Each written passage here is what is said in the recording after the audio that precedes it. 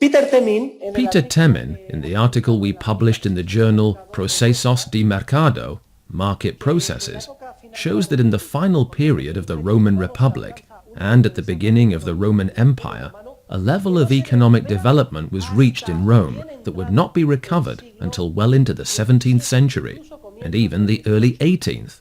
Note what I am saying. Why did this prosperous ancient world disappear? Why did the Roman Empire fall? The official version, which we have heard or read or studied in books in elementary or high school, is that the barbarians were responsible. But that is not true. The barbarians were always putting pressure on the empire, which was always defending itself with varying degrees of success, and even absorbing the barbarians into the Roman civilization. The barbarians used to arrive like waves of immigrants arrive today in the prosperous Western world in which we live. Basically, they wished to live a better life in a more civilized world. What happened to the Roman Empire? Essentially, the Roman Empire collapsed as a result of socialism. It was the welfare state that did away with the Roman Empire. Panem et circenses. Bread and circuses was the motto of the Roman rulers. They wanted to keep people happy in order to secure their support. Bread and circuses. Every other day there was a free circus. The circus was like football or soccer nowadays, and bread was distributed to the poor in Rome through the annona. This welfare state, this guaranteeing of social gains to the poor, is what put an end to the Roman Empire. When the government guaranteed the distribution of food, of wheat, free of charge, or almost free, what effect do you think that had on the working middle classes in the Latin world? Especially the farmers of the Roman Empire, whose job it was to put effort into producing wheat. Well, they could not compete, because wheat was being given away in Rome. This bankrupted the citizens on a massive scale. Who is going to devote 12 or 14 hours a day to back-breaking work in the fields if the products are handed out for free in Rome? It is much better to join the pensioners, that is, to leave one's land and go live in Rome. And so it happened that the population of Rome grew dramatically.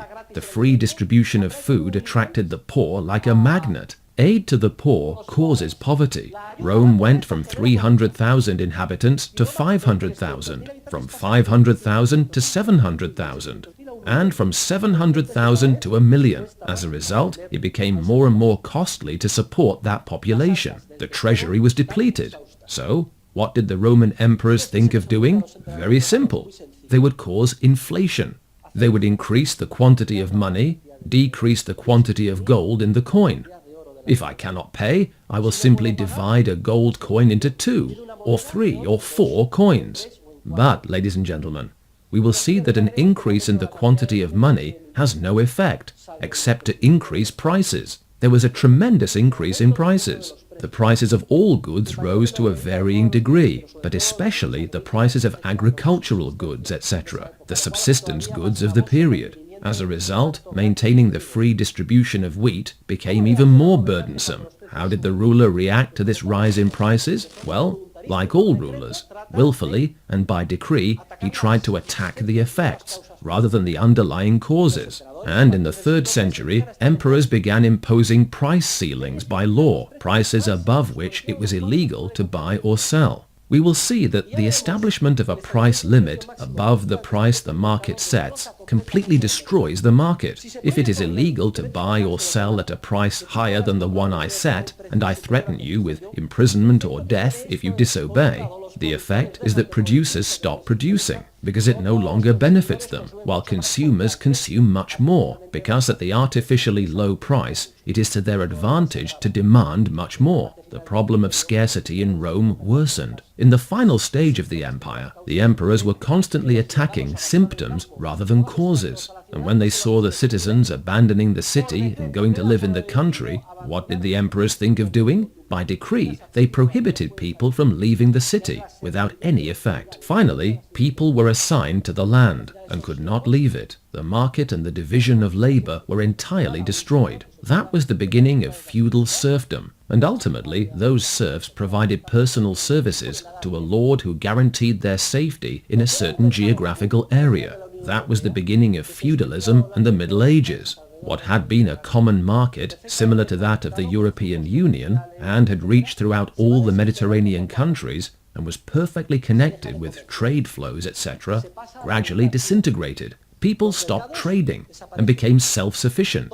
Markets disappeared. All of the prosperity and wealth of the classical world collapsed as a result of the welfare state, inflation, and the interventionary policy of the authorities. The barbarians simply occupied the remains of the old, flourishing empire, and the fall of the Roman Empire was gloomy.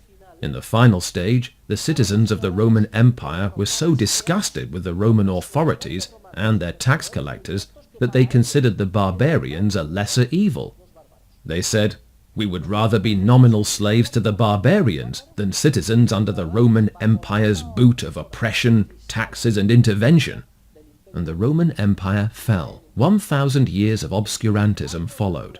I ask you, what would have happened to civilization if the prosperous liberal world of the Roman market economy, of the beginning of the Roman Empire, had not collapsed due to socialism?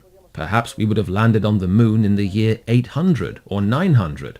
Do not think the course of history is a continual advancement, constant progress or development.